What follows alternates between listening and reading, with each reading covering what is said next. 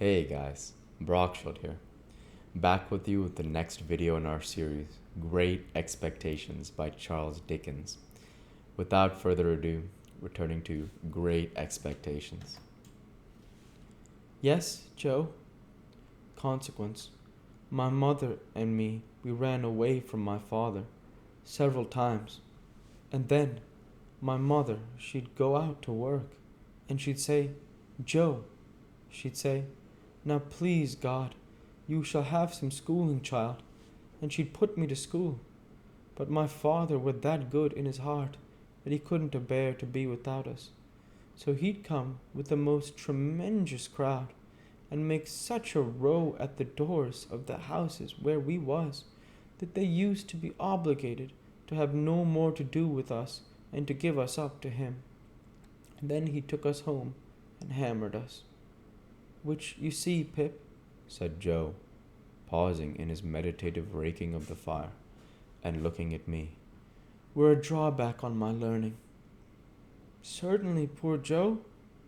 Though mind you, Pip, said Joe, with the judicial touch or two of the poker on the top bar, rendering unto all their due, and maintaining equal justice betwixt man and man. My father were that good in his heart, don't you see?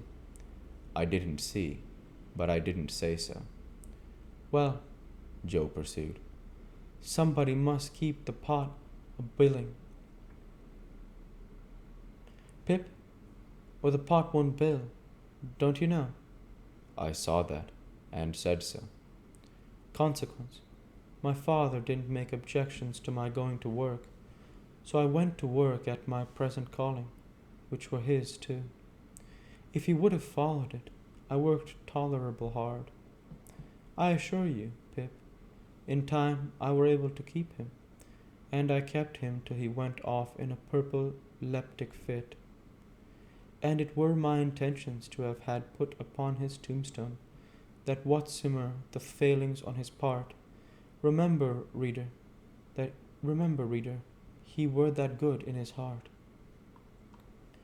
Joe recited this couplet with such manifest pride and careful perspicuity that I asked him if he had made it himself. I made it, said Joe. My own self, I made it in a moment. It was like striking out a horseshoe complete in a single blow. I never was so much surprised in all my life. Couldn't credit my own head. To tell you the truth, hardly believed it were my own head. As I was saying, Pip, it were my intentions to have you had it cut over him. But poetry costs money. Cut it how you will, small or large, and it were not done.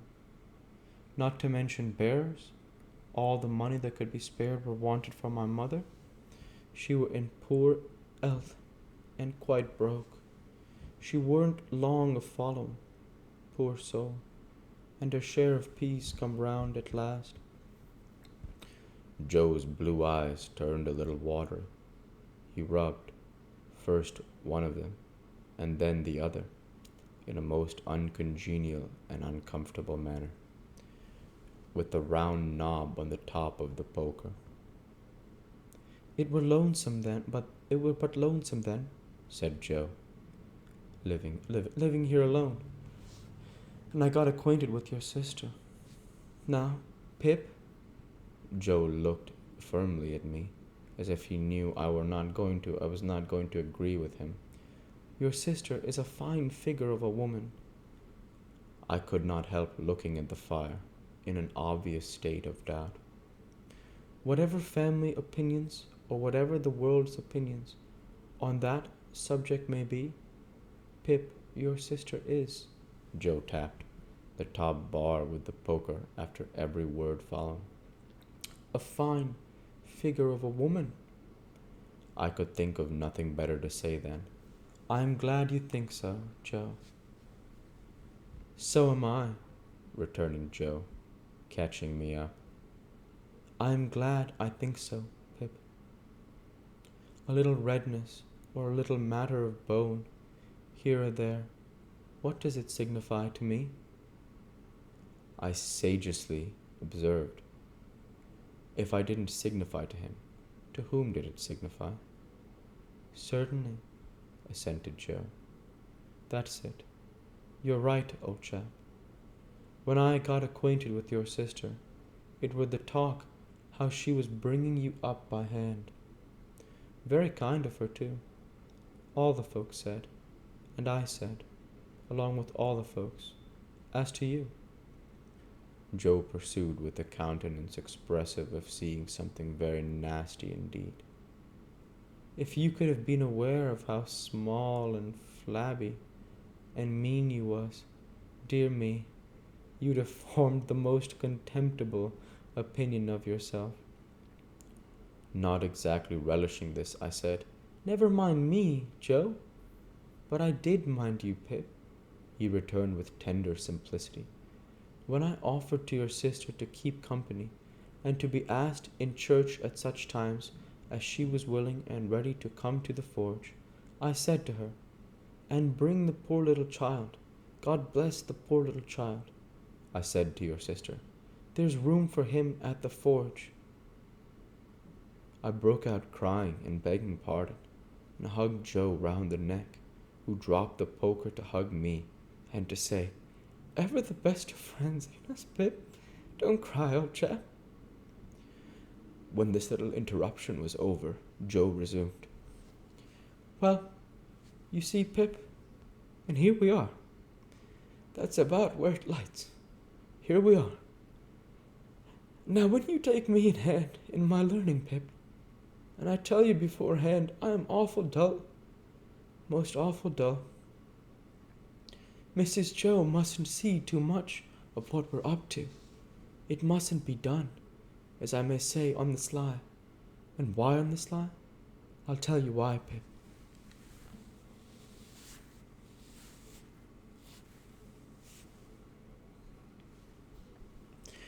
He had taken up the poker again, without which I doubt if he could have proceeded in his demonstration.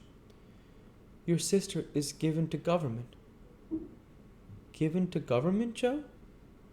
I was startled, for I had some shadowy idea, and I am afraid I must add hope, that Joe had divorced her in a favor of the Lords of Admiralty of Treasury. Given to government, said Joe. Which I mean to say, that government of you and myself. Oh, and she ain't or partial to having scholars on the premises, Joe continued, and in particular would not be over partial to my being a scholar, for fear as I might rise, like a sort of rebel, don't you see? I was going to retort with an inquiry, and had got as far as, why? When Joe stopped me. Stay a bit.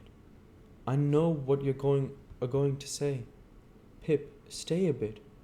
I don't deny that your sister comes the mogul over us now and again.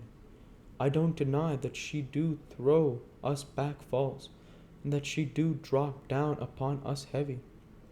At such times as when your sister is on the rampage, Pip. Joe sank his voice to a whisper and glanced at the door.